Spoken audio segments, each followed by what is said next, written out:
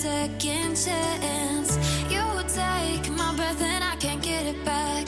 Might be time for me to face the facts. The best me is with you, but I know I got a lot to prove. They think we're too damaged to fix, but we're just working through a little rust. They like to say we're just young, but I know we won't give this up. Sometimes I lose my mind, and some days it's hard to find the reason why you stay by my side. You and I break our hearts open in half just to see if we'll put them back. No matter what they try, I'll stay by your side. It's you and I.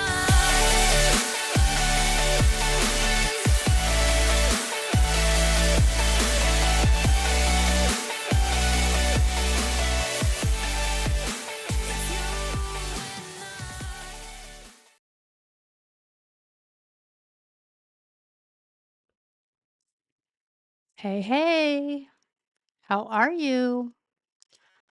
I am so sorry. This is a late stream. That is my fault. I've been super busy today, and rather than canceling, I figured I would just do this later instead. Am I hearing myself? I feel like I'm hearing myself. I can't tell. Hey, Georgie, you can hear me, can't you?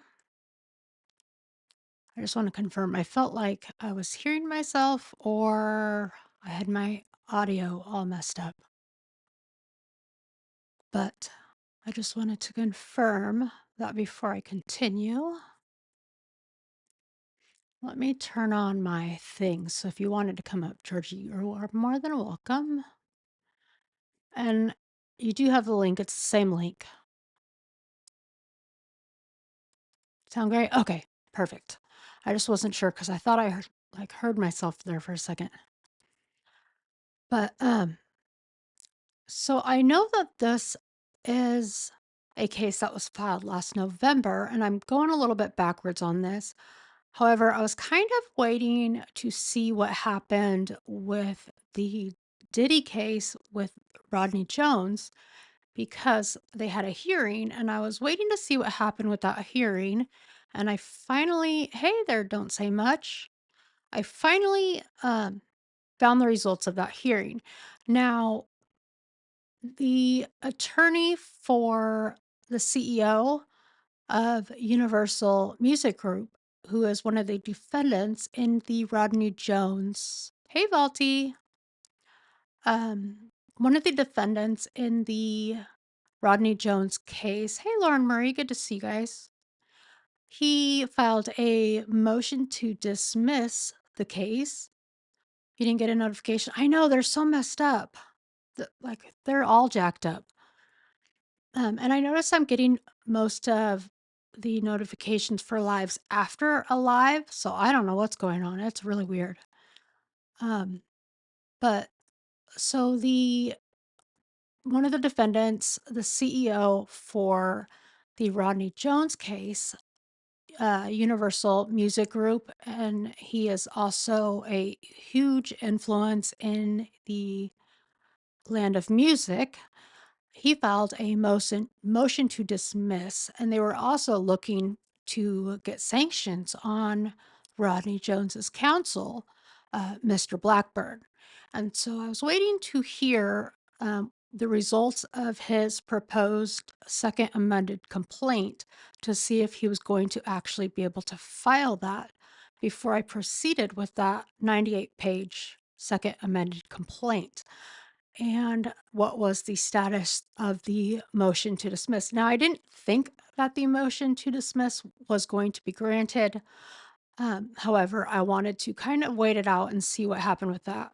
And in fact, the hearing did take place, and the judge denied his motion to dismiss. And he also allowed and granted the filing of the proposed second amended complaint. So as soon as that is filed, I will go ahead and it's going to be the complaint that I had in my hands. Um, and maybe I'll go live tomorrow with it. But I just wanted to kind of see what was going to happen. I I could have streamed about it the other week. I think it was last week when we talked about it. But then I started to kind of get iffy about it because it wasn't granted yet. And so I was like, maybe I need to just play it safe for right now because it was proposed and they had a hearing scheduled on it. But now that I know that it was granted to proceed and go ahead and file it, now I feel comfortable talking about it. So that's what's going on with Rodney Jones and the new case. So I'm just going to kind of take it back a little bit to the Cassie Ventura Sean Combs case. And I think that this kind of set everything into motion, to be honest with you. Um, this case brought a lot of the allegations to light and set a lot of the wheels in motion, and what I believe opened up the doors for the Homeland Security FBI investigation to take place. Now, we don't know a lot of details on the Homeland Security investigation and the raid that happened. However, I think, in my opinion, um, she provided a lot of insight and assistance with opening those doors and what to look for. And so I wanted to kind of take it back to her original filing. We know that when she filed this, he settled with her the very next day. So this case went nowhere. And with all settlements, generally, um, they are confidential. You don't know the outcome of them unless someone speaks about them, but generally, there's usually sanctions of some kind. Typically, it's monetary if someone breaks a settlement agreement, and it's up to the party to bring light of that and make them hold up to their end of the sanctions on those. So, um, I think that we'll learn more about what that settlement was as the Rodney Jones case, or even the Homeland Security FBI investigation, should they press charges. I think we'll learn more about what that settlement was. But until something is brought to light, I don't think we'll hear anything about what the settlement was. But I mean, I'm sure it's a hefty monetary settlement because the allegations in it are pretty bad. So, anyways, that's why I'm kind of taking it back, and we're going to look at this, and then we're going to carry on to look at the 98-page second amended complaint and kind of get a comparison into, what matches up to what he's done. Um, and I think that a lot of these allegations against Diddy are pretty bad between all of the cases. And Cassie's case isn't the only case that he had. He had a few others that were anonymous. They were Jane Doe's in filing. So we don't even know who those individuals are. But are you guys familiar with the Cassie filing that happened last November? Just out of curiosity, I'm curious if you guys are familiar with it. Just to see how you familiar with it. I know it's late, so I apologize. Hey, ambulance girl, good to see you. I know it's late, so I apologize, but I do thank you guys for tuning in. I was like, maybe I should reschedule it. Maybe, I don't know, but I figured I'd rather just go late than cancel it entirely because I'm really trying to hold true to being consistent. So, um, I hope you guys don't mind. If you've already been familiar, with this case. I do apologize, but hopefully for those that are not familiar or even want a refresher, can listen in and see what we maybe didn't catch the first time, or you learned something new. Whatever the case may be, we're just going to continue. So, um, I know that Cassie went through a pretty traumatic experience, and I went and just kind of got an update on where she's at now with life, and it looks like she's doing pretty well for herself. She looks pretty happy, and I'm glad that she's, I don't want to say moved on, but I mean, it seems like she's moved on in a sense, I guess you could say. She's got two beautiful children now, and she's married to the love of her life. So I know that after something traumatic like what she's gone through, it's difficult for people to have trust in someone or, um, open themselves up to another person for fear of what may happen. And I'm glad that she was able to trust another person to not only love her but not hurt her. And I'm happy for that. And as with my last stream, I did put in resources in the description box for various, I put in RAIN, I put in the domestic violence hotline. There's a few other sources. I put in one that is in the United Kingdom. So if there's any additional resources that you might want to be able to help direct me with, I'm more than happy to include those as well. But I did include those in the stream as well, so those are in the description box. So if anybody is listening to this and you are in a situation where you are looking for resources, please know that those are in the description box of this video. And I do want to let you know ahead of time before I go through these documents that these are sensitive in nature.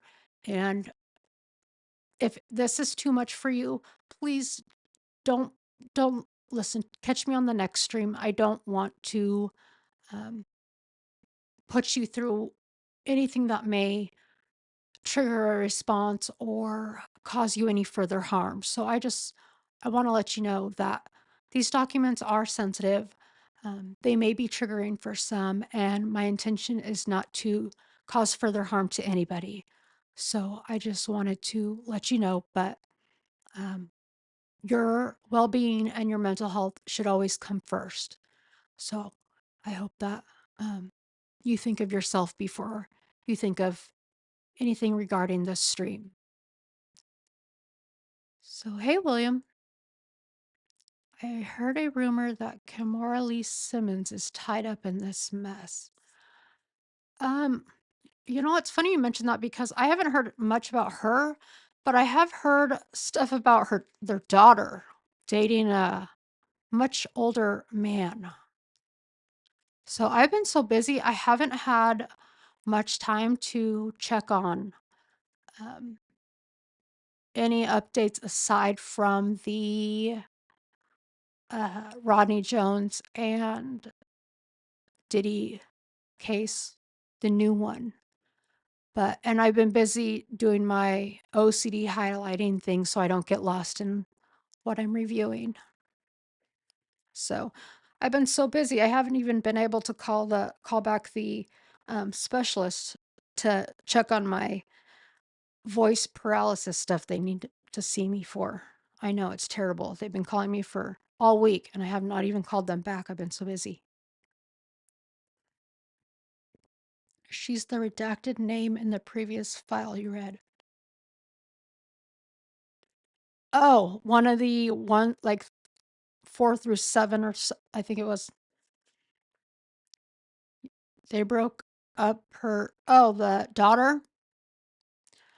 That was I don't know. I was grossed out looking at their pictures. I'm not gonna lie, it was gross. So when I go through this file, there are, let's see, it says 35 pages. However, when we get to the causes of action, let me see, those start at page 26. However, a lot of them are repetitive, similar to the last file, and so that'll go pretty quickly. And so let me share my screen with you guys. I have a bad feeling that this is only the tip of the iceberg. I fear it's going to get so much worse. Are you talking about the Diddy stuff? Jazz hands.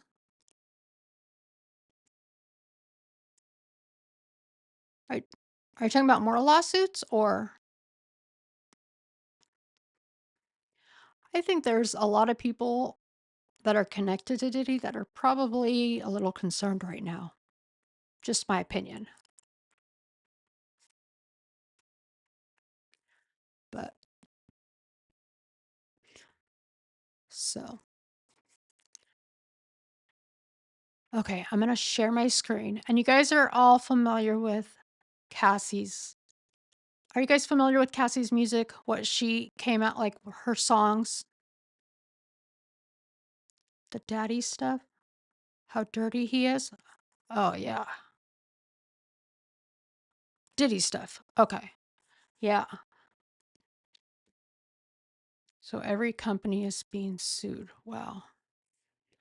Oh, that's the Cassie and Diddy lawsuit. The companies on this one is small compared to the Rodney Jones case. The Rodney Jones case has a ton. It's, oh, I got my stuck. The Rodney Jones one is a lot more.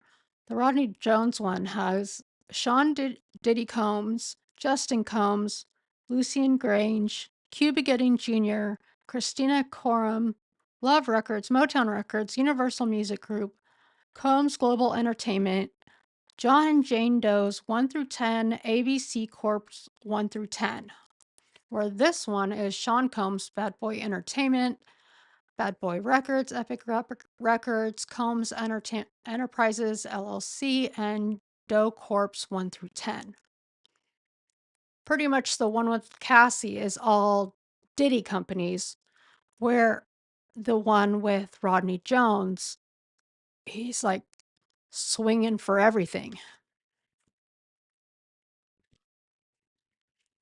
So, okay, let me share my screen.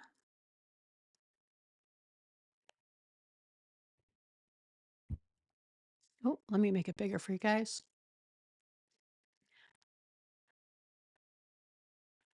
Okay, so this was filed. Let me move my stuff around a little bit so I can see it. Remember ABC, the young group under Diddy back then. ABC, well, when they say ABC Corp's 1 through 10 in these lawsuits, ABC Corp's means additional corporations that are unnamed.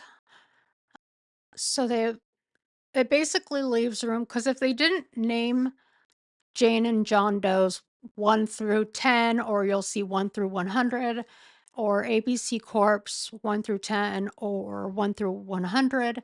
If you didn't name that, then you would have to file another lawsuit. So it basically leaves the door open for them to add additional defendants. So that, hopefully that explains it. So here we go. This was filed November 16th, 2023. And then it has Casandra. Oh, they were called Another Bad Creation. I'm not sure. Man, I need to make a note to fix my bot. I hate that they're back to back like that. Anyways, and I just read this title. There's a lot of stuff I can skip through on this. So this is, we all know, we've read it numerous times now, about Sean Combs as a rapper. Then it proceeds in 2022 Mr. Combs received the Lifetime Achievement Award at the BET Awards. During his acceptance speech, Mr. Combs stated, quote, "I have to give a special shout out, thank you, love to the people that was really there for me." He named a number of people before adding, and also Cassie for holding me down in dark times, love.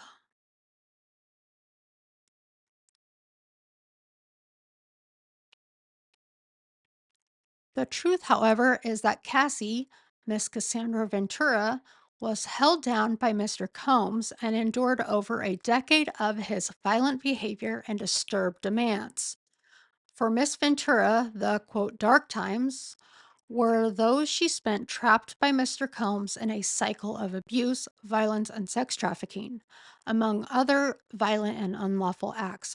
Mr. Combs, and then it goes through a list, raped Miss Ventura in her own home after she tried to leave him, often punched, beat, kicked, and stomped on Miss Ventura, resulting in bruises, burst lips, black eyes, and bleeding, blew up a man's car after he learned that he was romantically interested in Miss Ventura, forced Miss Ventura to engage in sex acts with male sex workers while masturbating and filming encounters, ran out of his apartment with a firearm in pursuit of a rival industry executive whom he learned was nearby, demanded that Miss Ventura to carry his firearm in her purse just to make her uncomfortable and demonstrate how dangerous he is, and introduced Miss Ventura to a lifestyle of excessive alcohol and substance abuse and required her to procure illicit prescriptions to satisfy his own addictions. Hey, Gina Marie. Now, when like a big reason I wanted to bring this up, and I'm going into the past a little bit, is because a lot of the stuff that is discussed in this complaint is applicable to current allegations. And you'll see stuff that comes up in this is like, oh shit, this is being alleged currently. And when you look at old clips that people are posting and bringing back to life, you're like, oh my God, like this is what Cassie said, or this is what Rodney Jones, you know, it all kind of ties together. And I think that, at least for me, until I was reading this lawsuit again, because I don't know, so many months had passed for me, that I forgot the true allegations that she said in this lawsuit. And I think it just kind of time had passed, even though this really wasn't that long ago. I had I'd forgotten the small, well, they weren't really small details, but some of the details that she alleged in this complaint. And when I see this complaint, it makes sense to me why he wanted this settled so quickly, because she exposed a lot. She said a lot in this. And I had forgotten just how much she really said. So yeah, she it'll explain further on the blew up a car vault.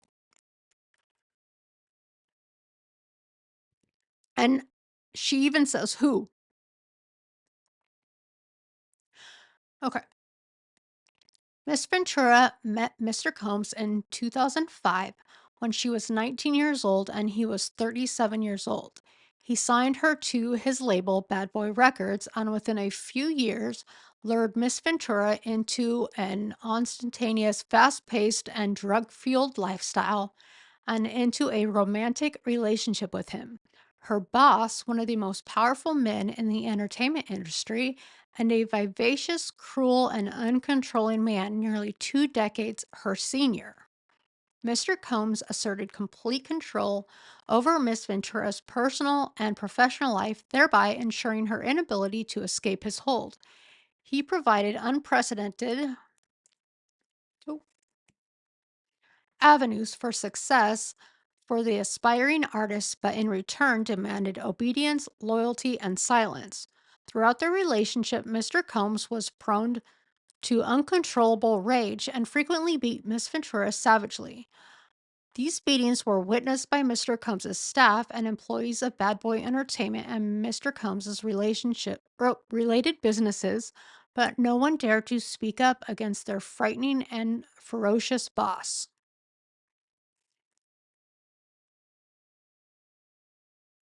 Following these episodes of horrific abuse, Mr. Combs would immediately attempt to hide Miss Ventura and the evidence of his violent rage. He often showered her with gifts following incidents of physical violence, a typical pattern of behavior by, oh my gosh, ambulance girl, thank you so much. I appreciate you so much. I truly do. That's so nice of you.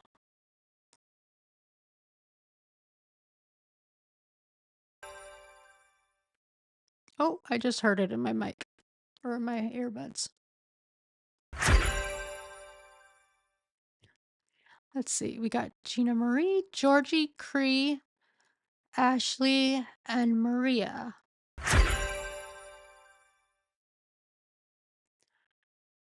This is the first time I've actually seen these alerts. So it's kind of cool. I like it. Thank you so much again.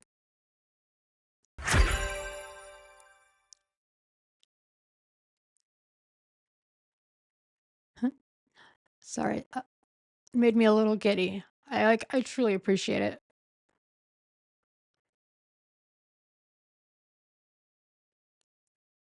I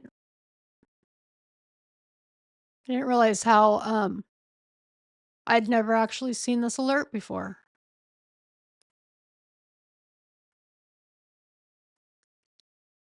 I you know, I don't know how to say this, but it truly does mean a lot to me because since I've put drama behind me, I it's made a huge impact on my channel. And although it's hurt my channel, I am remain focused on keeping my feet to the ground and not going back, I guess you could say. And so I often see that bad choices. Oh, thank you, Laura Marie. You were one of my first members too. Thank you. I often see that drama is like a pay to play, I guess you'd say. And I don't complain about it. I never complain about I don't ever say to super chat me or I don't mention anything like that. I don't have an Amazon list. I don't have any of that. But my point is that I appreciate it. I really do. So thank you. And now before I start to get all sentimental, just I'm just gonna shut the fuck up and keep reading. How about that? Okay. Now I don't even know where I was. You gotta do what's best for you. Your channel. I know I'm that's all I can do is stay focused. No, you're good. I appreciate that. Okay. So number 7. It says, let me grab a drink of water.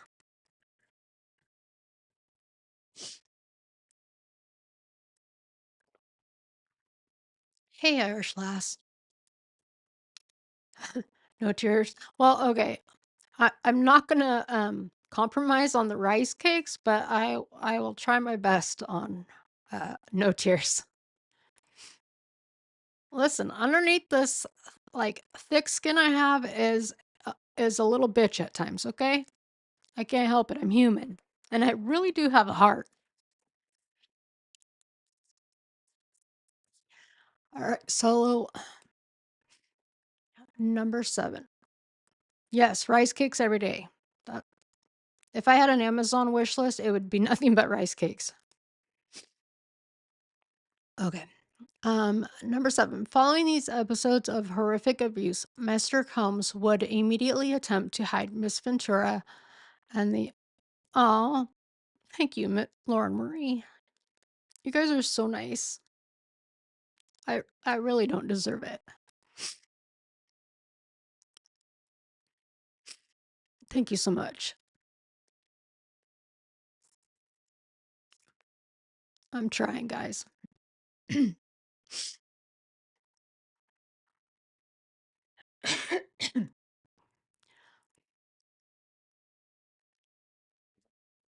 Oh, I can like it.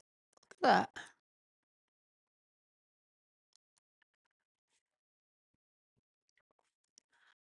I don't. That's cool.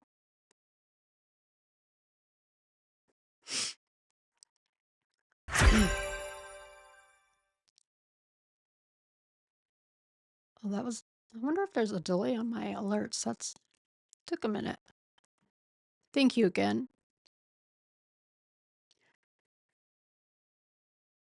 Okay. It says, following these episodes of horrific abuse, Mr. Combs would immediately attempt to hide Miss Ventura and the evidence of his violent rage. He often showered her with gifts following incidents of physical violence, a typical pattern of behavior by serial abusers. In addition to the physical assaults, Mr. Combs frequently reminded Miss Ventura of his ability to cause serious harm, whether by requiring her to carry his gun in her purse or by blowing up a car of a musician that was romantically interested in Miss Ventura. Adding insult to injury, Mr. Combs used illegal substances and threats of violence to force Miss Ventura into repeated unwanted sexual encounters with male sex workers. All of this sounds so familiar. Over the years that Mr. Combs abused Miss Ventura physically and sexually, she again and again tried to escape his tight hold over her life. Every time she hid, Mr. Combs's vast network of corporations and affiliated entities found her, and those who worked for Mr. Combs's companies implored her to return to him. Many went as far as to explicitly state that her failure to return to Mr. Combs would hinder her success in the entertainment industry. When she believed that she had finally separated from her longtime abuser, she joined Mr. Combs for dinner, after which he forced her into her home and raped her while she repeatedly said no and tried to push him away.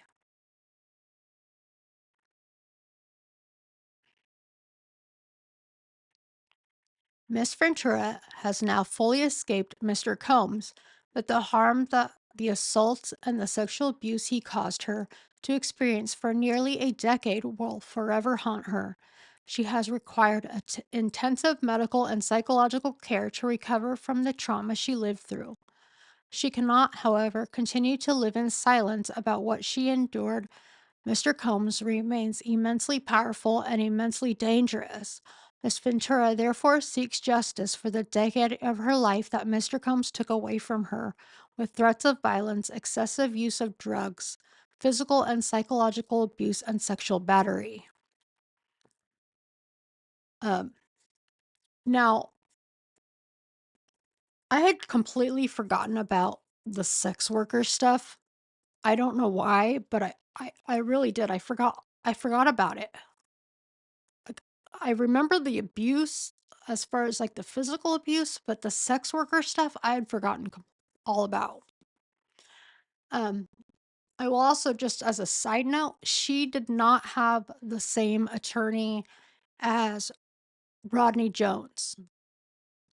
So she did not have Blackburn. I know that a lot of people have been kind of picking Blackburn apart lately. Um, because there was an order filed in another case unrelated to any of Diddy's cases. But so I just wanted to throw that out there that this was a completely different attorney. So, and we can always go over what the other case recently filed on Blackburn if anybody is interested in that down the road. But it is, in a sense, kind of around how he practices law, I, I guess. I mean, it really is because the judge ordered on it. It's an opinion and an order. So, anyways, I don't want to change the topic onto that, but it is something that we can always go over.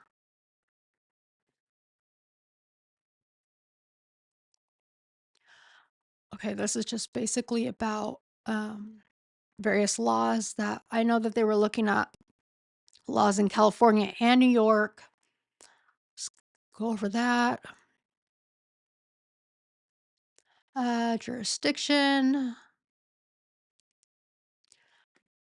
And then here we go.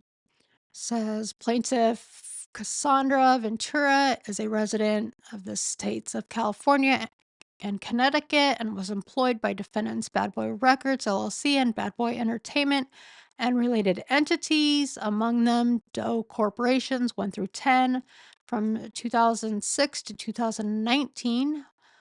And then we got Combs. We already know about him. We already know about him being a music media company. Don't need to go over. Epic is a New York-based record label owned by Sony Music Entertainment, a subsidiary of Sony Corporation. Another Combs. Okay, here we go. This is where we get into the actual allegations that are pretty damning. Teenage, and it breaks them down by, it goes kind of through the years. It says teenaged Miss Ventura meets middle-aged Mr. Combs as her career begins. Miss Ventura met Mr. Combs in late 2005 or early 2006 after Mr. Combs heard Miss Ventura's first single playing in a club and expressed interest in signing her to his label Bad Boy Records. At the time, Miss Ventura was 19 years old. Mr. Combs was 37. Within months, in February 2006, Miss Ventura signed a 10-album deal with Mr. Combs' record label. Miss Ventura's first album, Cassie, was released in August 2006, debuting at number 4 on the US Billboard 200. To promote the album, Miss Ventura made television appearances on MTV's Total Request Live. I'd forgotten all about that show. Holy crap. And BET's 106th and Park. Miss Ventura suffered from significant performance anxiety during these appearances, and press outlets were highly critical of Miss Ventura's performances on these shows. Mr. Combs, however, sought to rehabilitate his newly signed talent, telling MTV News, "You could hear the nervousness in her voice, and to be honest, I kind of smiled at it because it made me really appreciate what I really love about her. She's a regular person. It just made me appreciate that she got nervous, and it was kind of cute to me. To be honest, you've got to understand that success for her is coming out of nowhere. It's just so huge, and sometimes everybody handles it differently."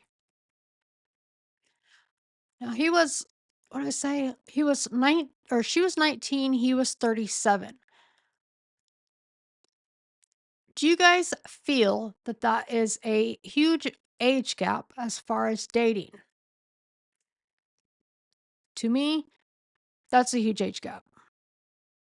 But when you're like way older, it doesn't seem as bad, but when you're still a teenager and you're almost 40, that sounds bad to me, if that makes sense.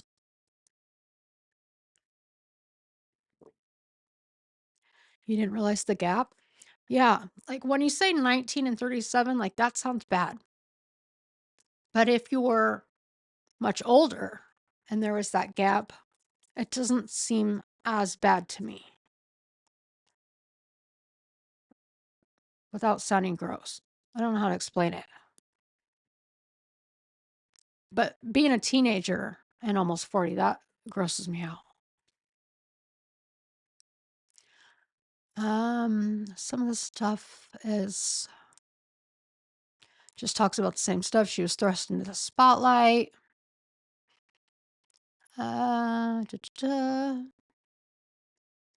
Basically says that, let's see, what it already says up there, Miss Ventura is nearly 2 decades his junior. Within a year of signing with Bad Boy Records, Mr. Combs became deeply entrenched in Miss Ventura's life, almost immediately asserting possession and control over her and inserting himself into all aspects of her career and personal life.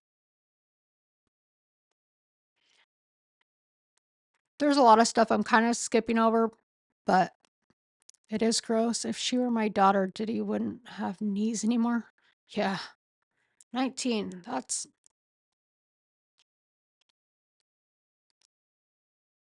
That, I mean, she, wonder how old her parents were when, like if her parents were around his age. Let's see, it just talks about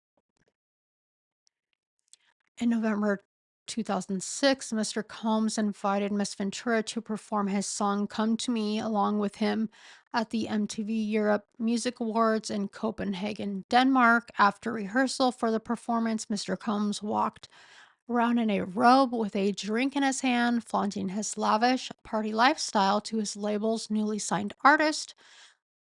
During hair and makeup leading up to the performance, Miss Ventura's hairstylist and Mr. Combs' makeup artist told Miss Ventura that Mr. Combs was, quote, interested in Miss Ventura. Miss Ventura shrugged off the gossip and, in fact, expressed disgust given the large age gap between her and the president of her record label. Let's see. This is stuff I can skip through. Oh, emphasizing the age gap or the age and power dynamic early on in their working relationship, Mr. Combs positioned himself as a father figure and protector of Miss Ventura. By way of example, after returning to New York after a trip to Las Vegas, during which she endured a brief hospital stay, Miss Ventura, who by then was fully healthy, went out to a club with her friends. When Mr. Combs saw her out, he reprimanded her, telling her to go home and take care of herself. At the time, Miss Ventura thought that her record label was looking out for her well being and that Mr. Combs had her best interest in mind. Mr. Combs also ensured he was intertwined with Miss Ventura's personal and social life, for instance, by inviting himself to Miss Ventura's 21st birthday party in Las Vegas. He also brought along famous musicians and producers, thereby flaunting his celebrity status and influence in front of a young and impressionable Miss Ventura. Although Mr. Combs knew that Miss Ventura was in a relationship at the time, and even though he was publicly in a relationship with Kim Porter, Mr. Combs nevertheless pursued Miss Ventura. At an after party in a hotel suite following Miss Ventura's 21st birthday party, Mr. Combs pulled Miss Ventura into a bathroom and forcibly kissed her. Miss Ventura did not consent to this unwanted contact. She immediately ran out of the bathroom in the hotel suite and cried. She told her best friend at the time about what had happened, but was too scared to tell anyone else. If you guys see anything in yellow, that is basically me just kind of highlighting so I could quickly find anything that was related to like sexual related contact or physical abuse. So I knew um, either where to warn of something or where to be looking for something if I needed to find it in a hurry. So if you see something in yellow and you're sensitive to that kind of topic, just know that it's coming up.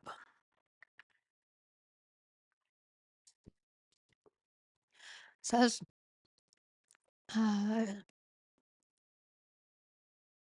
where was that?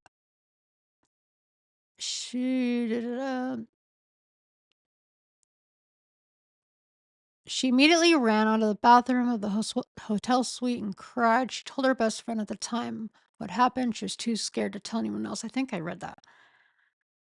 At the Video Music Awards the following day, Miss Ventura's boyfriend at the time joined her and Mr. Combs at a table at the awards ceremony. Mr. Combs became angry, telling Miss Ventura that the invitation to the award ceremony was only for her and not for her significant other. And it says Mr. Combs lures Miss Ventura into a relationship. Despite clear rejection of Mr. Combs's advances, Mr. Combs continued to demand Miss Ventura spend time with him, including for a weekend at Mr. Combs's residence in Miami and for nights out in New York City. One particular night around September 2007, Mr. Combs insisted on taking Miss Ventura out. Miss Ventura questioned fear that rejecting Mr. Combs's request would have repercussions for her album deal with Mr. Combs and his company Bad Boy Records. Mr. Combs picked up Miss Ventura from her apartment in Manhattan in a blue luxury vehicle. Oh, here we go. Vaulty, your spot's coming up. Miss Ventura was surprised that when she got into the car, Mr. Combs was already inebriated. He handed her a pill and told her to take it. When Miss Ventura asked what the pill was, Mr. Combs dismissed her and told her she would like it. She later learned the pill was ecstasy, something Miss Ventura had never before tried and did not want to try. This was the first time Mr. Combs got Miss Ventura high. Oh, I take that back. I think it's a little, the blowing up the car thing is a little bit further. Mr. Combs then proceeded to drive recklessly at very high speeds down the West Side Highway of Manhattan. Miss Ventura was very scared but did not dare to object to Mr. Combs, who appeared drunk, high, and agitated.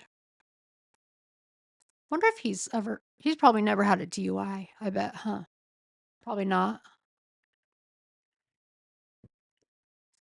Mr. Combs took Miss Ventura to an upscale lounge in downtown Manhattan where he proceeded to get into an altercation with security staff who would not permit Mr. Combs to enter, presumably because he was belligerent. Miss Ventura decided to go home, but for the remainder of the night, Mr. Combs messaged Miss Ventura incessantly, complaining that he left him high, oh, that must be a typo, complaining that he left him high and alone. In early fall 2007, Mr. Combs flexed his power and influence when he paid a promoter to create a fake flyer for a party hosted by Miss Ventura. This fake posting allowed Miss Ventura to have an excuse to go to Miami, Florida, and get her away from her boyfriend by using the guise of a legitimate event she had to attend. Miss Ventura was stunned at how easily Mr. Combs was able to recruit others to lie for him. Miss Ventura was uncomfortable with the fake flyer, but because the request to go to Miami was made by the owner of her record label and because she was scared to go against his wishes and face repercussions to her nascent career, basically her new career, upcoming career, Miss Ventura agreed to join Mr. Combs in Florida. Nascent career. I'm sorry. I totally pronounced that wrong. During this trip to Miami, Mr. Combs provided Miss Ventura with copious amounts of drugs. She became more intoxicated than she ever had before, and her intoxication lasted throughout the weekend. As she wanted Mr. Combs to continue to support her career, she felt she could not refuse Mr. Combs's urging her to take more drugs. After providing her with drugs, Mr. Combs had sexual intercourse with Miss Ventura during this trip. He has no respect for boundaries or spouses. This is also during the time he was with Kim Porter. That's disgusting.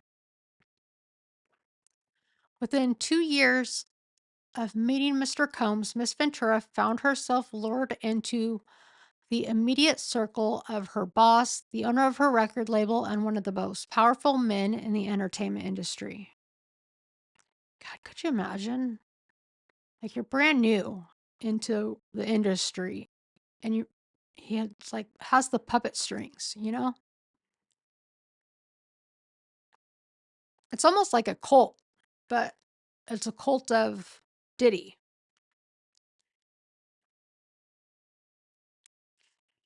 Real quick, how do I gift? Do I have to be on a computer to gift memberships?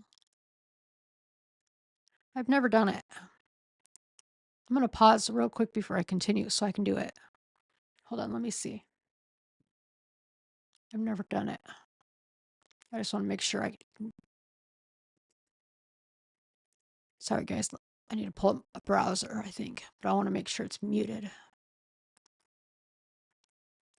Whoa, why does this look so tiny? What the hell? I've never done it, and before I forget, I want to actually figure this out. Because I've never done it. So I'm sorry for the brief interruption. I think I have to do it from a browser. Whoa, why does this look so weird?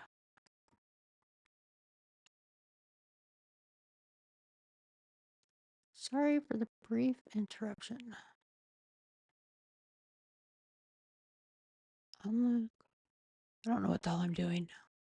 Wait, I don't want to join my own membership. What the hell do I do?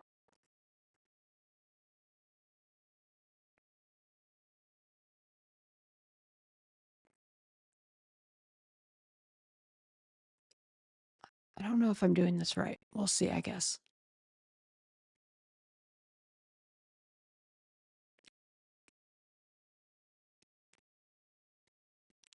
Got Cats Real, Cosmic Crazy, Michael Wells. Whoa, scared the shit out of me. Cooch. Y'all Nana's not drunk. I figured it out.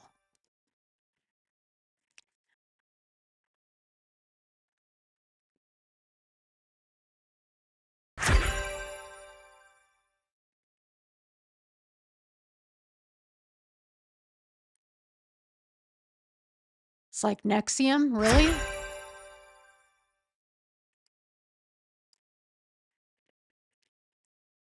Welcome, new members.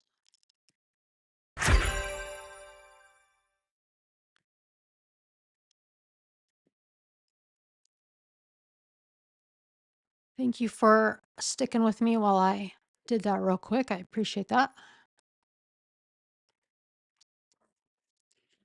Okay. I've never done it, so it took me a minute to figure out what I was doing.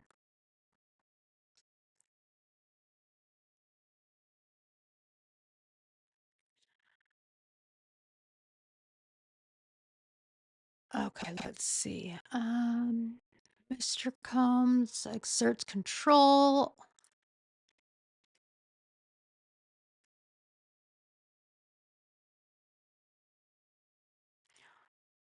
Gina Marie, are you still here? I just saw my phone go off with a comment about my dimples on my members video. And it's funny you mentioned that because my son has the exact same dimple as I do. Actually, Vault saw a picture of it. It's like dead on the exact same dimple. So, but if you're, oh, thank you, Vault. You didn't have to do that. You know that. Thank you so much. Yeah, I can like it. Thank you, Vaulty.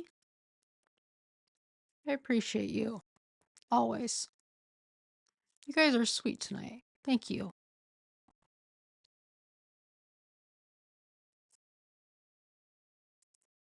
I wish I had, some sound something or another, but I don't really know what. I need to update my stuff. Yeah, I don't really have any good sound bites right now, I don't think. I mean, I got this one, You look like a prostitute. or I got this one. She's number 2 or 3 a prostitute. But yeah, I mean, I probably should update my stuff. Oh, I got this one. Uh-oh, hot dog. Yeah, I need to update my stuff. Well, thank you, Valti. I appreciate that.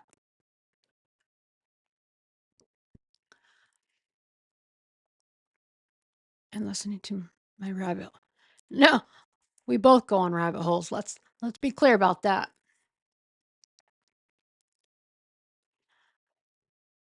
And I think we get each other going down random ass rabbit holes.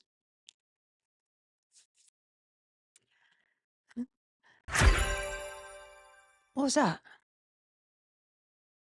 Oh, that was your. Wonder if there must be a setting why that's so delayed. I have to check on that. Don't let me forget that. Okay. Mr. Combs exerts control over Miss Ventura's career and personal life. From the very start of their relationship, Mr. Combs exerted his power and influence over Miss Ventura.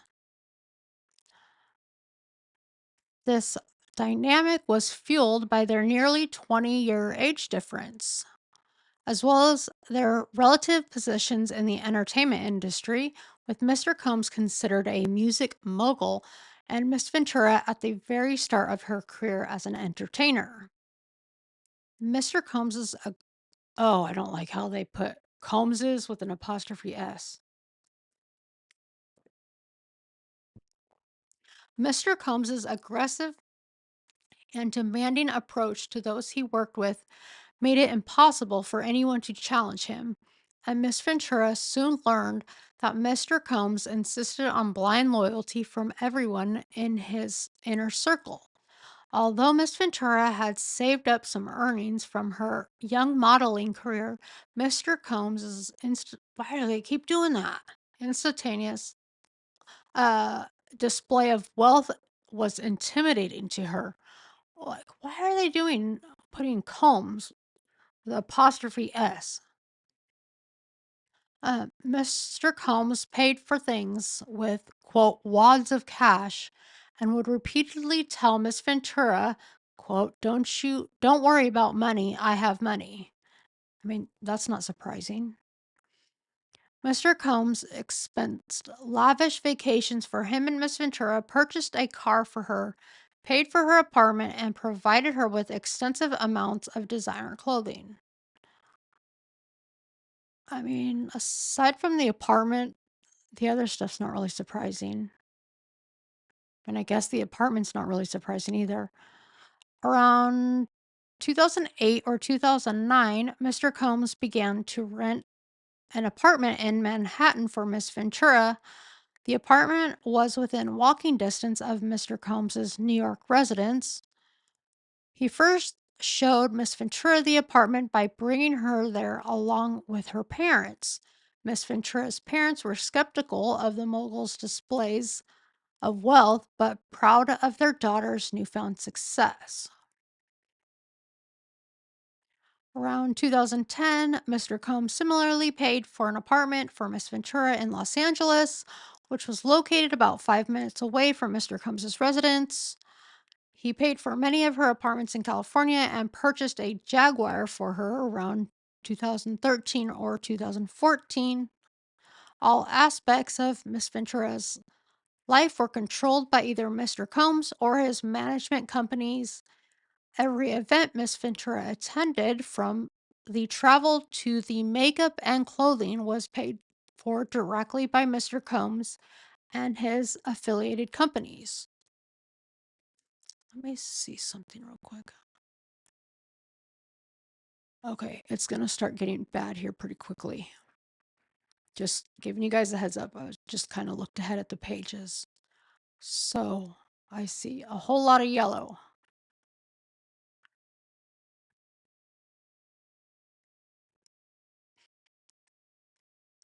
Compounding this all-encompassing intrusion into her life, Mr. Combs secured his control over the young and impressionable Miss Ventura by introducing her to a drug-fueled lifestyle that...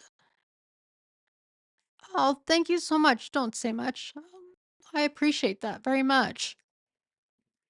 You guys are so nice to me tonight. I feel... I I don't know.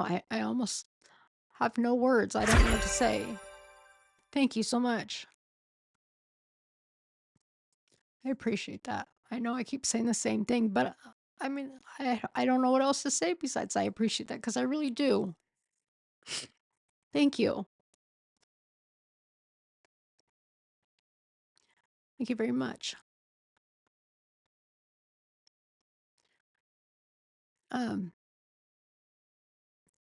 But yeah, I'll keep going. I'm just gonna get sappy again. 57. Compounding this all-encompassing intrusion into her life, Mr. Combs secured his control over the young and impressionable Miss Ventura by introducing her to a drug-fueled lifestyle that kept her complacent and compliant. Mr. Combs first introduced Miss Ventura to opiates around 2008 and would often have pills and other drugs out in the open, quote, like candy. Upon information and belief, Mr. Combs has been addicted to prescription painkillers and took ecstasy frequently.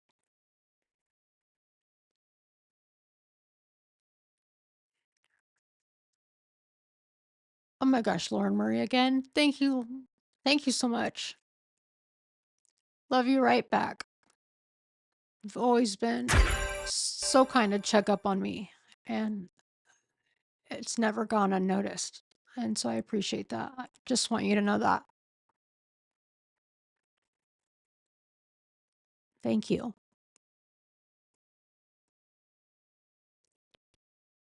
Oh, there's the alert.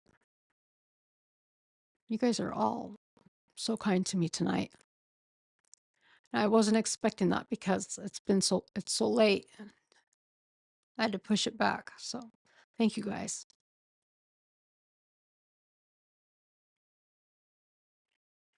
Yeah, Cree, you were gifted a membership. Hey, how you doing? It's good to see you, Cree.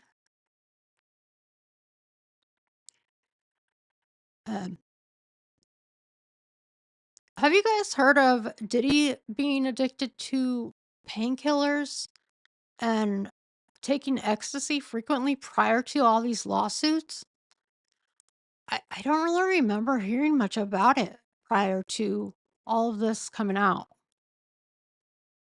I mean, maybe I just didn't pay much attention to it. I don't know.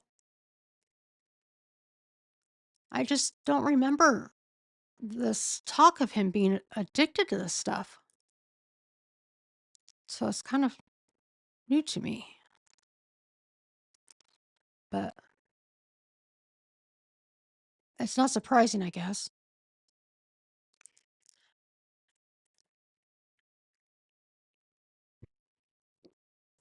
Says at first, not really. I knew he was a drinker.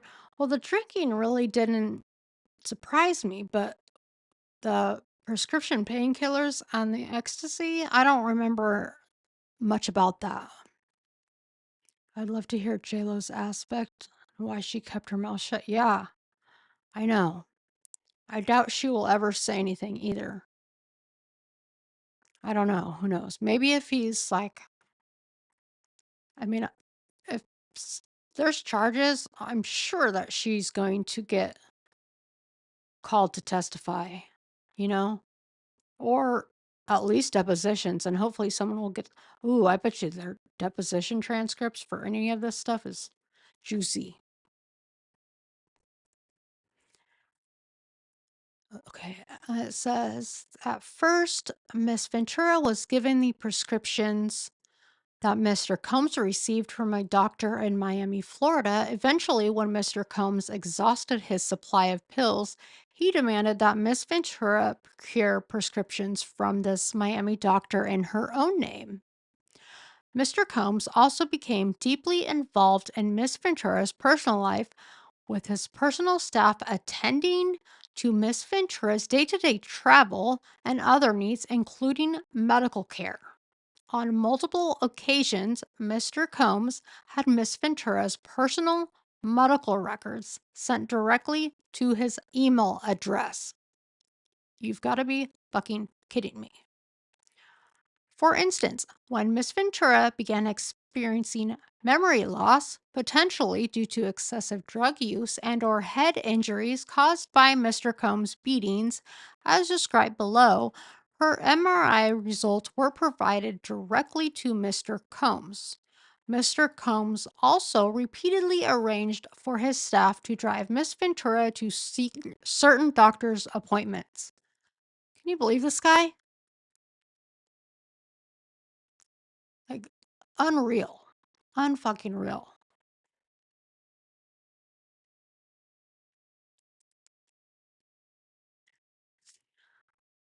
Like, that's such an invasion of privacy. And I mean, if you look at it from like an employer type of aspect, I mean, imagine that being your boss and your own boss saying like, "Oh, nope, your medical records are coming directly to me."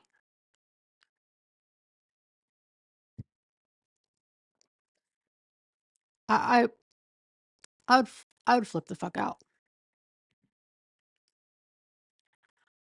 And her being so young and probably naive, you know? And I'm sure with his power that he displayed, she was scared. I mean, obviously, it's just, I can't, it's too much. No wonder she was traumatized. Okay. 60. In this way, Mr. Combs exerted oh, damn it, I should have just kept going. In this way, Mr. Combs exerted ownership over Miss Ventura. As another example of the ways in which he manipulated Miss Ventura and ensured obedience early on in their relationship, he asked Miss Ventura what she called her grandfather. When Miss Ventura said that she referred to her grandfather as Pop Pop, Mr. Combs perversely insisted that Miss Ventura referred to him with that nickname.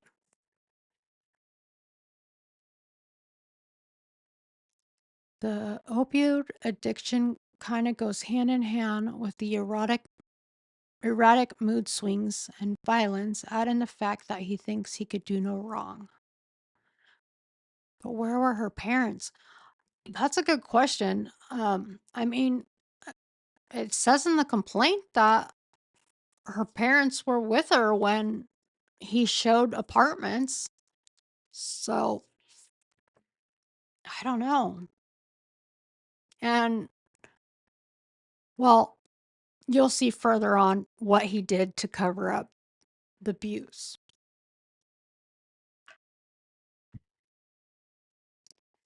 But to like call her Pop Pop because that's what she called her grandfather, like what in his mind was he thinking?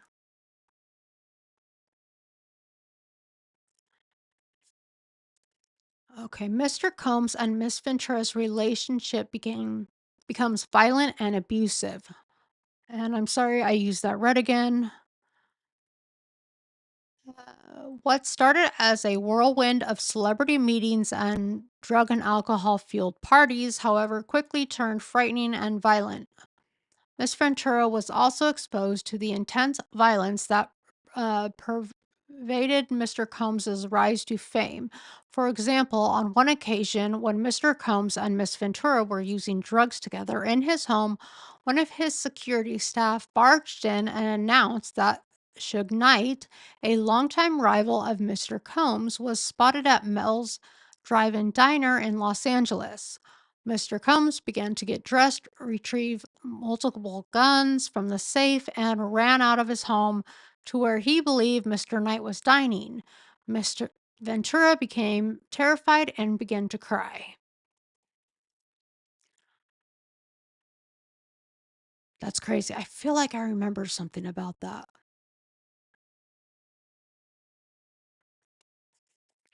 On at least, I scrolled up a little bit too far. On at least two occasions, Mr. Combs demanded that Miss Ventura hold Mr. Combs's gun in her purse. It's like J-Lo 2.0.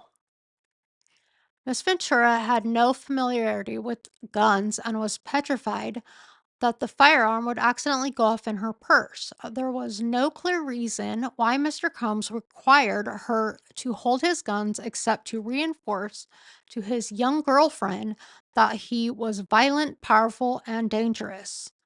Over the next decade, multiple times each year, Mr. Combs would violently beat Miss Ventura, leaving bruises on her body. After every instance in which he beat Miss Ventura, Mr. Combs used his money and power to orchestrate extensive efforts to hide the evidence of his abuse, including by hiding Miss Ventura in hotels for days at a time to let her bruises heal. In one such instance, after a party with Jay-Z, Mr. Combs beat Miss Ventura repeatedly in an Escalade, including by kicking her and hitting her. He forced her out of the vehicle on Fifth Avenue in New York City. She was eventually able to hail a cab and get to her apartment in Manhattan, where she cried in fear, realizing there was no one she could tell about what had happened at the hands of this incredibly powerful man. She spent the subsequent 3 days hiding in her apartment. That's sad.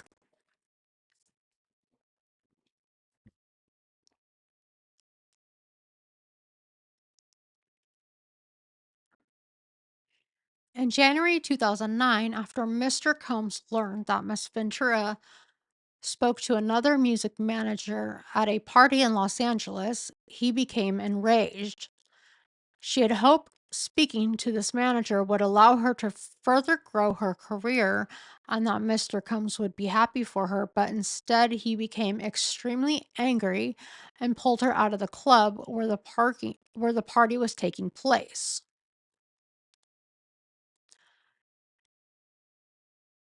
In leaving in the car leaving the club, Mr. Combs beat Miss Ventura, pushing her into a corner of the vehicle and stomping on her face. Mr. Combs' security staff, Roger Bonds, tried to stop the beating but was unable to de escalate the situation. When the car arrived at Mr. Combs' residence, Miss Ventura attempted to run away, but Mr. Combs followed her and proceeded to again kick her in the face. Miss Ventura was bleeding profusely and was ushered into Mr. Combs's home, where she began to throw up from the violent assault. Like, upon recognizing the damage he had done and the physical evidence of his abuse, Mr. Combs panicked and forced his staff to bring Miss Ventura to a hotel suite at the London Hotel in Los Angeles, where she was required to stay for a week. This guy is such a shitbag. How he has escaped charges for any of this stuff blows my mind.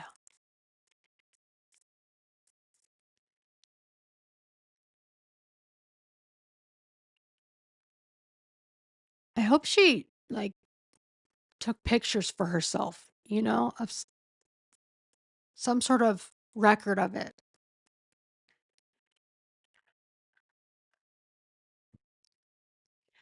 Says, during this stay, as her injuries from the beating healed, Miss Ventura began to fully realize that Mr. Combs' tremendously loyal network not only knew about and witnessed his assault, but also that these witnesses were not willing to do anything meaningful to stop Mr. Combs' behavior. She recognized that she was powerless and that reporting Mr. Combs to the authorities would not alter Mr. Combs' status or influence, but would merely give Mr. Combs another excuse to hurt her. It's crazy he's been doing this shit for years. Yeah, I know. Look how far back this goes.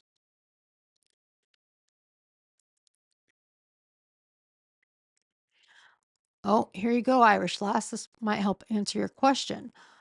While in the hotel, she asked to go home to her parents, but Mr. Combs wouldn't let her leave. She lied to her mother when asked about an online gossip forum that reported the assault. Ooh, I should look that up.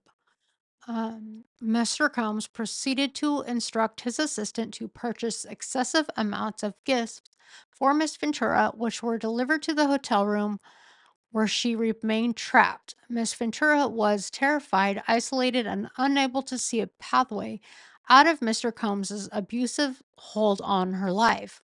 She found herself becoming numb to the abuse she was experiencing and became entirely beholden to Mr. Combs's demands. She began to blindly follow his instructions out of fear, again, being on the receiving end of a vicious beating. I know that pretty soon we're going to be coming up on a lot of talk on those freak off parties. So that is coming up shortly. And those freak off parties have been a hot topic lately. So if anybody was um, wondering, I think our, at least for me, the first mention of the freak off parties in a court document that I can recall was in this court filing. So I can't recall another filing prior to this that mentioned freak off parties.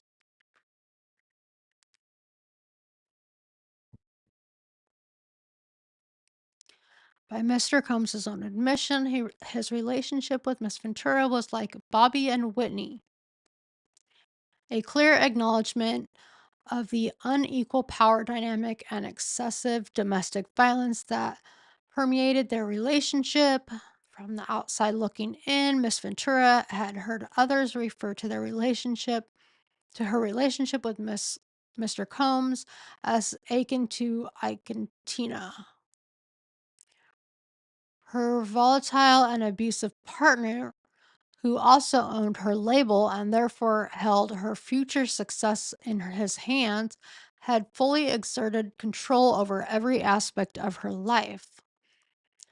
And here's where we get into the sex trafficking.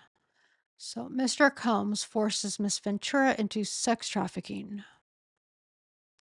Within a few months of beginning a romantic relationship with 40-year-old Mr. Combs, the 22-year-old Miss Ventura felt beholden to his whims and demands. Um, would you even call it a relationship? Because to me, it's not so much a relationship. It seemed very one-sided.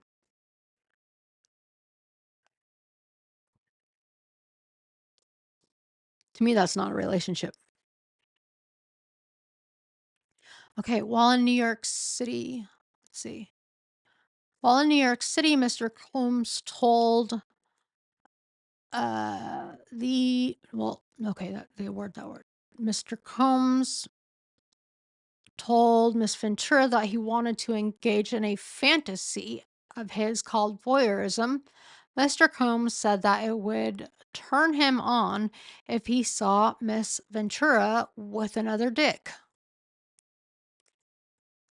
The first time Mr. Combs hired a man and brought the man to his home in Los Angeles, the man, Mr. Combs, and Miss Ventura wore masquerade masks and ingested drugs. Mr. Combs directed Miss Ventura to perform sexual acts with this man while Mr. Combs watched them. He masturbated while he directed Miss Ventura and the man to do specific sexual acts. The entire encounter lasted multiple days. Jeez Louise. Okay. Mr. Combs began to call the arrangement a freak off or FO. He would repeatedly tell Miss Ventura at random moments that he wanted an FO, and Miss Ventura was eventually expected to facilitate the location and the hiring of male sex workers.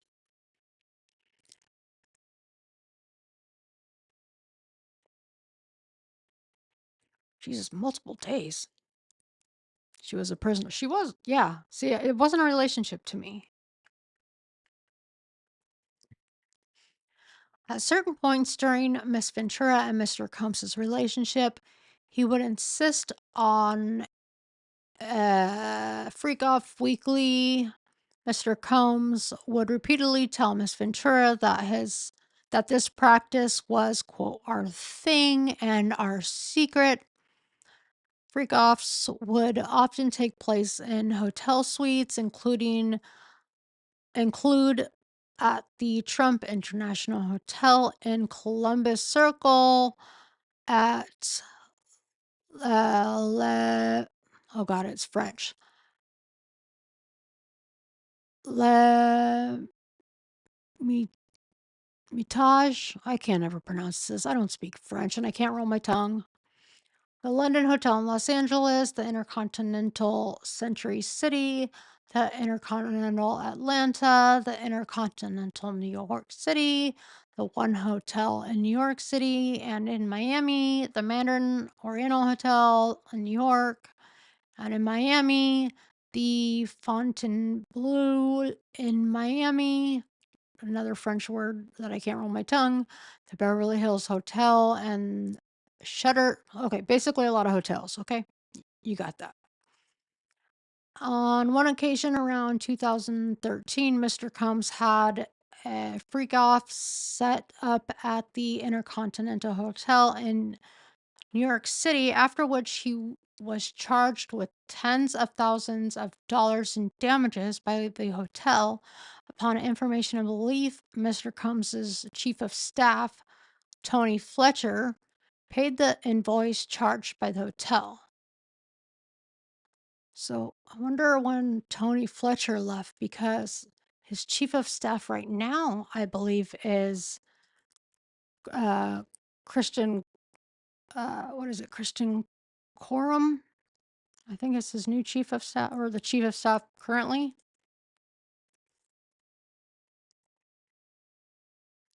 I think that's who it is. Miss Ventura was eventually instructed to use websites and escort services to find male sex workers to participate in the freak-offs, and Mr. Combs told Miss Ventura to search for large black penises on the website. Like, she was having to search out her own dick. Like, what in the entire fuck? It's like a catalog. Like, find your own dick. No. Mm-mm. Sometimes Mr. Combs would pay to fly male sex workers to his location, including to multiple cities in the United States as well as abroad. Geez Louise, he'd fly him abroad? He was desperate to do that. He required Miss Ventura and his staff to help him make these arrangements. Hold on, I gotta turn the fireplace off real quick.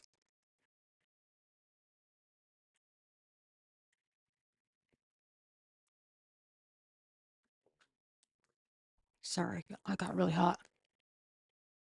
Must be these freak off party conversations getting me all hot and bothered. I'm just kidding.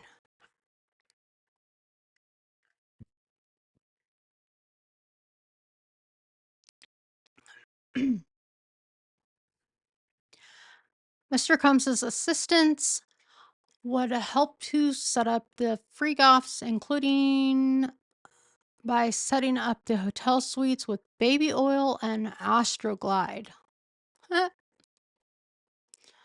Mr. Combs always supplied Miss Ventura and the sex worker with copious amounts of drugs before and during freak-offs. Miss Ventura was given ecstasy, cocaine, GHB, ketamine, marijuana, and alcohol in excessive amounts during freak-offs, which allowed her to disassociate during these horrific encounters. It became commonplace to get IV fluids in the days after a freak off to recover from the excessive substances pushed upon her. Would that work? To get, I mean, I'm not in the medical field. I don't know anything about that, but would IV fluids help you recover from excessive drug use? I don't know. He's worse than I ever could imagine. I know. It's reviewing it again, like even though it's only been since November, it's like you forget how big of a shitbag this guy was or is, and how bad he was with violence and just sexual in nature. Miss Ventura was required to dress up in lingerie for a freak off, and Mr. Combs insisted she wear white nail polish to contrast her nails with the skin of the black men she hired to have sex with her. That's very strange. Okay. During the freak offs, Mr. Combs would instruct Miss Ventura to pour excessive amounts of oil over herself. Mr. Combs would then instruct Miss Ventura and the sex workers to speak to each other, and then would specifically tell Miss Ventura where to touch the sex workers. Mr. Combs would say things like, "Grab that big black dick," and ask her, "How does it feel?" as he directed her to perform for him. Jesus. During the freak offs, in addition to directing Miss Ventura and masturbating, Mr. Combs would use his phone and laptop and tablet to film Miss Ventura having sex with the hired sex workers. He treated the forced encounter as a personal art project. Oh, God, Lord. Adjusting the candles he used for lighting to frame the videos he took.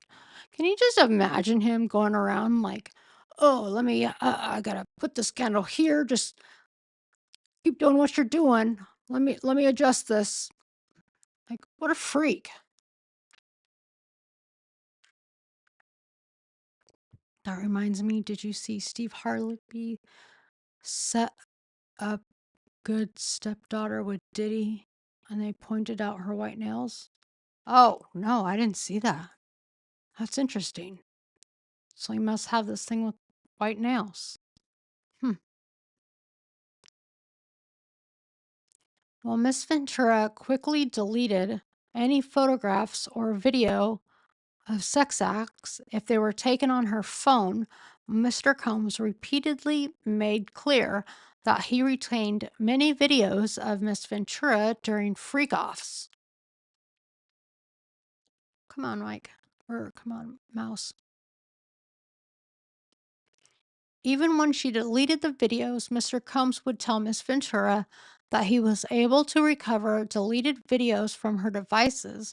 On one occasion, he sat next to her on a flight and made her watch a video she thought she had deleted, reinforcing her inability to escape and the immense power he held over her.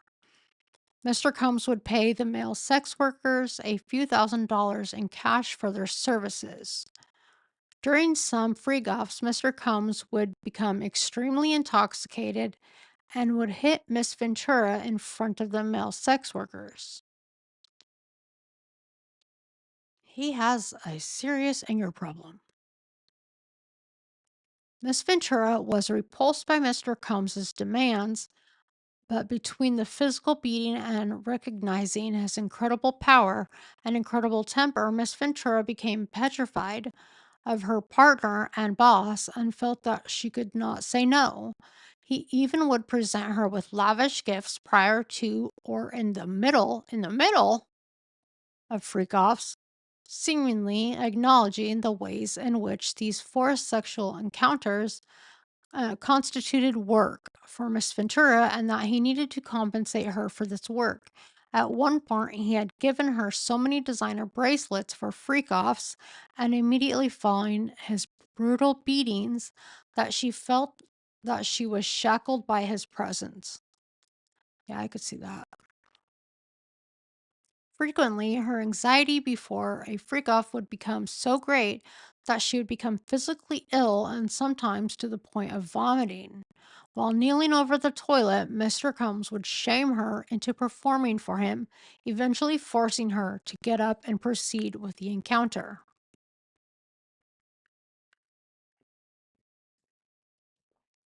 She knew firsthand. Oh, I thought I was going to hiccup. She knew firsthand that telling Mr. Combs that she did not want to engage in freak-offs was met with anger and violence. In addition to any suggestion that Miss Ventura would refuse the freak-off or otherwise report Mr. Combs's abuse, was met with ultimatums by Mr. Combs, who would say that Miss Ventura could not go to the police because she had, quote, a lot to lose. Around August 15th, 2015, for example, in the middle of surprise birthday dinner for Miss Ventura's 29th birthday, Mr. Combs insisted that Miss Ventura leave the party and go to a hotel for a freak-off. When she expressed that she did not want to go, Mr. Combs had Miss Ventura cornered by his security staff in order to force her to leave with him. After this freak-off, Mr. Combs and Miss Ventura went back to the hotel room that Miss Ventura was staying in, where some of Miss Ventura's friends were already hanging out. Mr. Combs was severely intoxicated and at one point during the night picked up one of Miss Ventura's friends like a child and dangled the friend over the balcony of the 17th floor hotel suite. Miss Ventura and her friends were scared by Mr. Combs's erratic behavior, but Miss Ventura was heavily sedated because of the drugs she took to participate in the freak-off and therefore was unable to respond to Mr. Combs's terrifying behavior. 17 floors. My God, that would be so scary.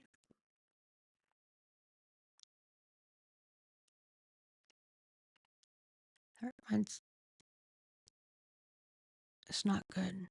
Oh.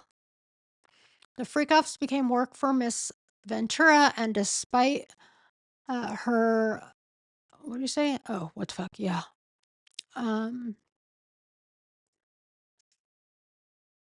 I at? The freak-offs became work for Miss Ventura, and despite her protestations, Mr. Combs insisted on these intricately staged and forced sexual encounters between Miss Ventura and various male sex workers.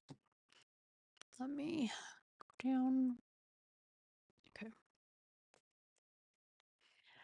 Miss Ventura tries to escape Mr. Combs's abuse. Anytime she tried to create distance between her and Mr. Combs, he used his networks to find her and convince her to return. On multiple occasions, Mr. Combs sent his employees to lure Miss Ventura back. In 2011, during a rough patch in Mr. Combs and Miss Ventura's relationship, Miss Ventura had a brief relationship with musician Kid Cudi. Okay, here you go, Walt. This is where your spot's coming up. When Mr. Combs, oh my gosh, returned from a trip, he demanded another freak-off with Miss Ventura. I think I started skipping around a little bit on this. During this freak-off, Mr. Combs found Miss Ventura's phone and found emails between her and Kid Cudi. Mr. Combs became enraged and proceeded to place a manual corkscrew between his fingers and lunged it at Miss Ventura. Miss Ventura ran away to stay at Kid Cudi's home to escape Mr. Combs's wrath.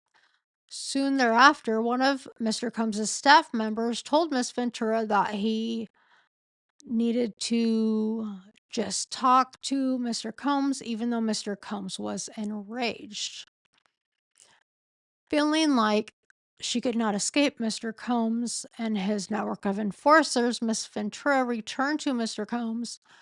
He hit her several times and kicked her in the back as she tried to run out the door. She went to her parents' home in Connecticut, where her mother took pictures of the bruises Mr. Combs had left on Miss Ventura's body. In February 2012, during Paris Fashion Week, Mr. Combs told Miss Ventura that he was going to blow up Kid Cudi's car and that he wanted to ensure that Kid Cudi was home with his friends when it happened. Around that time, Kid Cudi's car exploded in his driveway. There you go, Vault. Now you know who.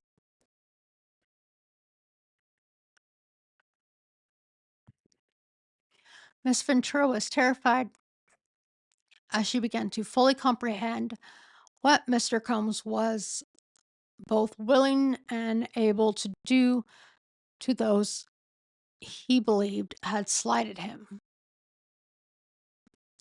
In 2015, Miss Ventura spoke to a popular music manager at an after party in a hotel suite in Los Angeles. Mr. Combs saw her speaking to this manager and sternly told her to step into the bedroom adjoining the suite. In the bedroom, Mr. Combs beat Miss Ventura severely. She ran from corner to corner of the room trying to avoid Mr. Combs's beatings and kicking. When she tried to lock herself in the bathroom, he pushed through and punched and kicked her while she was curled up under the toilet. Her screams were drowned out by the loud music playing outside in the outside area of the hotel suite. Holy shit, it was Kid Cudi. Yeah. I'm curious. I need to Google it to see what it says about the explosion.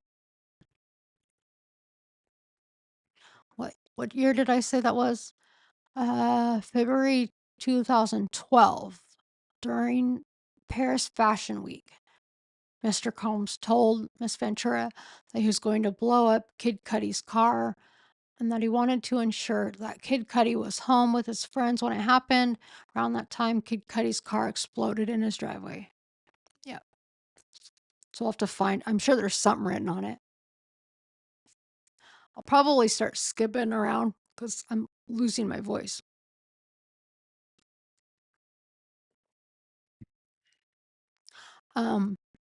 When she tried to lock herself in the I read that part.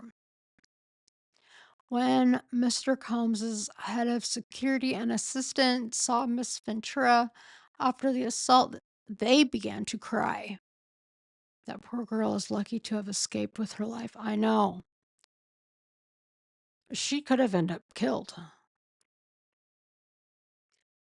When Mr. Combs's head of security and assistant saw Miss Ventura after the assault, they began to cry. Miss Ventura had 2 black eyes, a burst and bruised lip, and a huge welt on her forehead. Upon seeing the results of his vicious attack, Mr. Combs immediately took steps to conceal his wrongdoing. He forced Miss Ventura to stay at his home in Homely Hills, which is where he's at now. That's the house that was raided, along with one of his sons. While there, Mr. Combs FaceTimed Miss Ventura and stated, "You gotta go up and put more makeup on. My son can't see you like that." She did put makeup on per Mr. Combs's demands. Miss Ventura felt that she had no choice but to obey her abuser, even though security guards, assistants, and friends saw the situation she was in. No one dared to help her or speak up on her behalf, so therefore she had no choice but to remain subservient. Let me see how many pages until I get to the 1, 2, 3. Okay, I only have 1, 2. I only have 4 pages until I get to the causes of action, which, I mean, at that point, I can easily just skim through those. So we're almost done. I'm losing my voice, so that's why I was curious.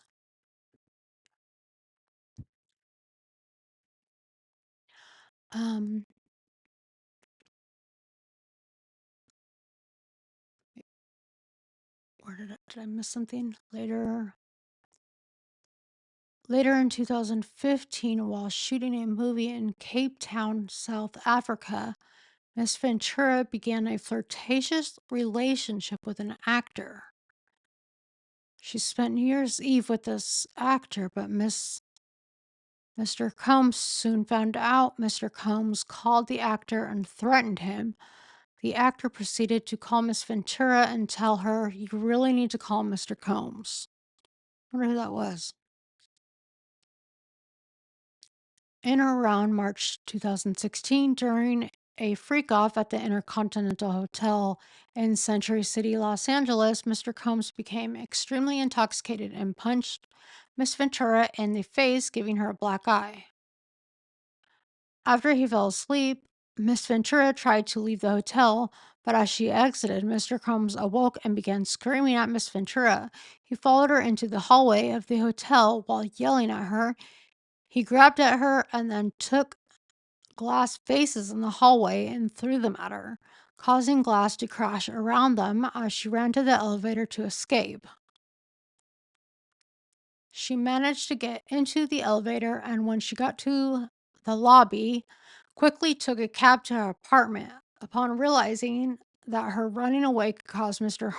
Combs to be even angrier with her and completely stuck in his vicious cycle of abuse, Miss Ventura returned to the hotel with the intention of apologizing for running away from her abuser. When she returned, hotel security staff urged her to get back in the cab and go to her apartment, suggesting that they had seen the security footage showing Mr. Combs beating Miss Ventura and throwing glass at her in the hallway. Upon information and belief, Mr. Combs paid the Intercontinental Century City $50,000 for the hallway security footage from that evening. So he paid them off. They should have fucking called the police.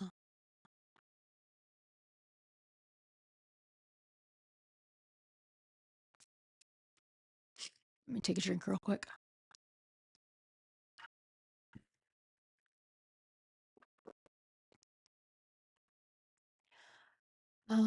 After this, Miss Ventura left her home in Comstock and went to hide away at a friend's home in Florida. James Cruz, president of Bad Boy Management, tracked Miss Ventura down and told her that her single would not be released if she did not answer Mr. Combs's phone calls. A woman who worked at Sony Music reached out to her with a similar ultimatum concerning her record. Incredibly, Mr. Combs even convinced one of his attorneys to call Miss Ventura at this time. This lawyer told Miss Ventura that it's in your best interest to call Mr. Combs back. Each time Miss Ventura tried to run away, Mr. Combs and his powerful network would force her back to him. Oh, don't worry, Georgie.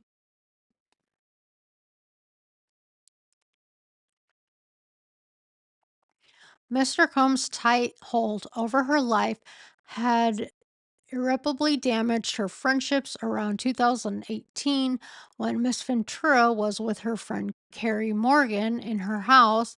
Mr. Combs used his key to Miss Ventura's house and came in unannounced.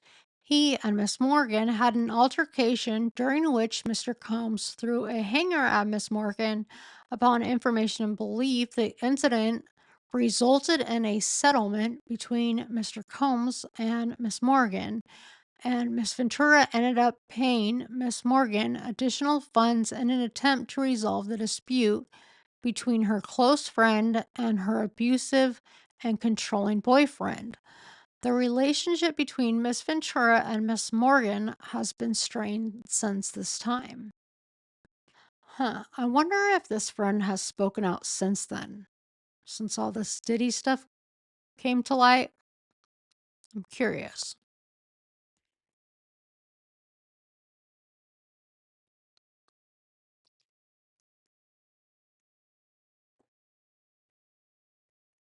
Seeing the extreme measures Mr. Combe took to keep a tight hold on Miss Ventura and isolate her from her support network, and having experienced the repercussions of rejecting his demands, Miss Ventura felt that saying no to Mr. Combs would cost her something: her family, her friends, her career, or even her life. Yeah, I agree with that.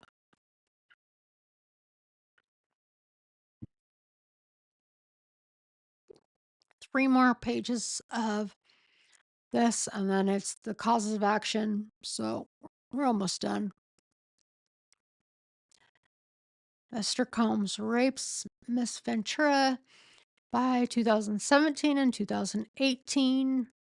This is a long road of abuse because this started, what was it, back in, what did they say, 2005 or 6? And it's now they're up to 2018. By 2017 and 18, Miss Ventura became desperate to leave Mr. Combs and his abuse of her. She recognized that if she stayed with him, she would never be able to have a successful career or ever be physically and mentally safe. So therefore, became determined to completely break away from Mr. Combs and his cycle of abuse, and made concerted efforts to avoid him. In September 2018, she joined Mr. Combs for a dinner at an Italian restaurant in Malibu, California, for what she believed would be a discussion about concluding their relationship for good. After dinner, Mr. Combs and Miss Ventura returned to Miss Ventura's home, which was paid for by Mr. Combs. I said Miss.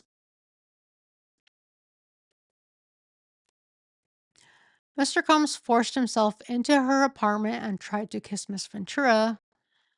She told him to stop and attempted to push him away. Mr. Combs then forcibly pulled off Miss Ventura's clothing and unbuckled his belt. He proceeded to rape Miss Ventura while she repeatedly said no and tried to push him away. Soon thereafter, Miss Ventura took steps to completely separate herself from her longtime abuser, including by leaving the home that he paid for and returning the car he purchased for her. Despite moving away, Miss Ventura's address was posted online in early 2019, leading to fear for her safety. Miss Ventura, who was under immense duress during the months after Mr. Combs raped her, took all steps possible to entirely remove herself from her abuser's ambit, including by entering into contracts to end her record deal with Bad Boy Entertainment. Mr. Combs' sexual and physical abuse of Miss Ventura has caused her lifelong harm. As a result of the immense trauma Miss Ventura endured for over a decade with Mr. Combs, she has suffered and continues to suffer from immense emotional distress. Following her escape from the cycle of abuse and sex trafficking she endured, she struggled with the physical and mental manifestations of her trauma. The birth of her 2 children, however, allowed her a new lease on life and gave her purpose. She credits her children with saving her from the trauma that had consumed over a decade of her life.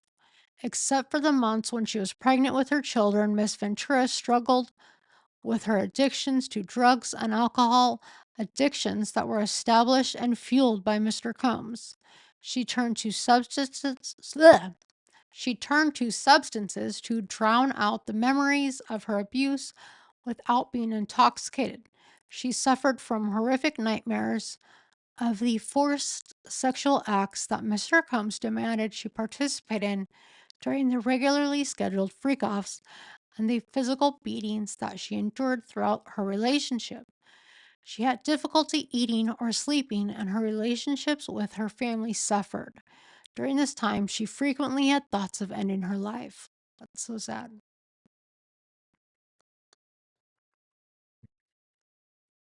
To rebuild her life and career, Miss Ventura needed to completely reinvent herself. She checked herself into inpatient treatment at a rehabilitation center where she first confronted the extent of the trauma she lives with. She has required extensive therapy and other medical care to recover from Mr. Combs's abuse, and she will forever live with the physical and psychological repercussions of the over a decade of violence, fear, and exploitation she endured. Although Miss Ventura was unable to speak up against the years of abuse she endured at the hands of Mr. Combs, she has since been able to rebuild her life and confront her trauma. Thanks to the passage of New York's Adult Survivors Act and California's Sexual Abuse Accountability and Cover Up Act, she is now ready and able to also confront her abuser and hold him and those who enabled his abuse accountable for their actions. And then it goes on to, I'm not going to go into all these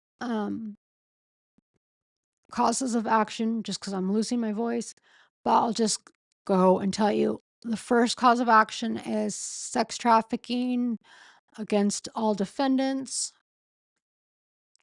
Second one is violation of the New York Services for Victims of Human Trafficking, and that one's against all defendants.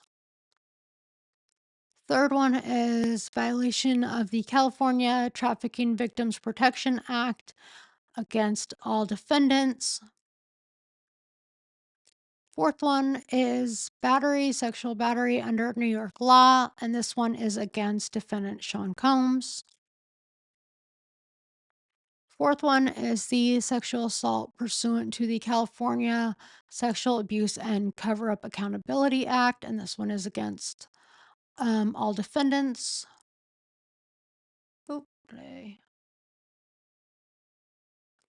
This one is the violation of Victims of Gender Motivated Violence Act. This one is New York City against all defendants.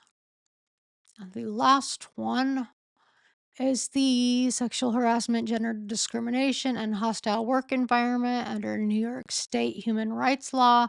And this one is against all defendants. Oh, just kidding. There's how many? Yeah, this is the last one. This one is the eighth one is sexual harassment, gender discrimination, and hostile work environment under New York City human rights law against all defendants. Didn't I? Human rights law. Let's hold on. Seventh, sexual harassment, gender discrimination. Sorry, I was just trying to. I'm like, wait a minute. Okay. And then I'm just going to go to the prayer for relief. She's looking for, at the time, granted they settled, but it was for a money judgment representing compensatory damages and lost wages, earnings, money judgment for mental pain and anguish and severe emotional distress, punitive damages, attorney's fees, uh, for prejudgment and post-judgment interest, and other such relief. So that was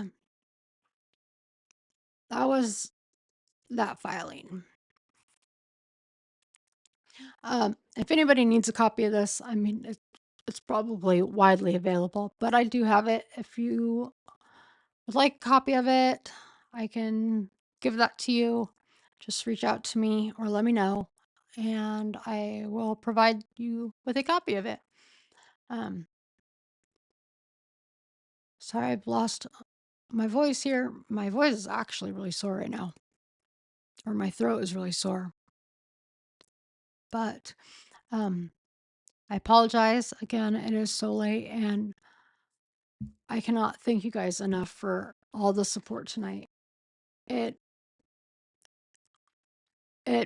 means so much to me, and I wish that I could put it into words properly, but it's truly a feeling, and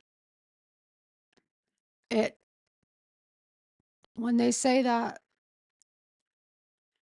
words cannot express how much something means, I get that and I understand that. And it really is hard to put into words because sometimes it takes watching from a distance and a wake up call to really understand who's there, who's not, you know, what people are really about, you know, and it's no joke. Drama sells. And I'm seeing that firsthand. So I appreciate anybody who's stuck it out with me and checked in on me or, just even coming in to chat and saying hello. And I just overall want peace. I've unblocked a lot of people. I've blocked people. I just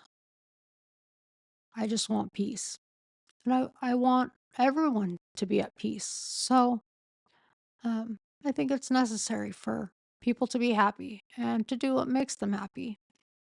So with that, I hopefully this Cassie case will bring a new light to how we look at the Rodney Jones filing. Well, I don't want to say a new light because this is obviously an older filing because it was filed in November of last year. But we kind of recall what her allegations were and compare that to the Rodney Jones filing. And now that I have confirmation that they were granted in the hearing to be able to file that second amended complaint, I feel comfortable enough to go through with going over the 98-page second amended complaint versus the 70 some page complaint that was put out and that everybody's reading. So whether it be tomorrow or Friday, it's going to take, obviously, I can't even get through this 30 some page without losing my voice completely. But whether it takes us a couple streams to get through it, or if someone comes up and helps me get through it, until I get this whole voice thing taken care of, we'll figure it out. Anyways, long story short, it might take a couple streams to get through it, but we'll get it done. So I appreciate everyone for sticking in there tonight. I know it's late and I apologize for that. And I thank everyone for the support. If you're not subscribed, please consider subscribing. We have a lot more true crime and Diddy stuff. We have a lot more Diddy stuff to cover. We have more FBI files to go through. I want to go through the Biggie and the Tupac stuff because I was listening to a stream recently on someone that was at the shooting of Biggie's. So I kind of want to revisit that. So, or actually take a look at that. But anyways, I hope you guys have a great rest of your night or a good day if you are across the pond. And I will talk to you guys soon. And please like the video on your way out or your way in. Well, actually, I take that back because if you're listening to the end of this, you're probably um, on your way out. So, anyways, thank you guys again so much. And I will talk to you guys again very, very soon. Good night, everyone.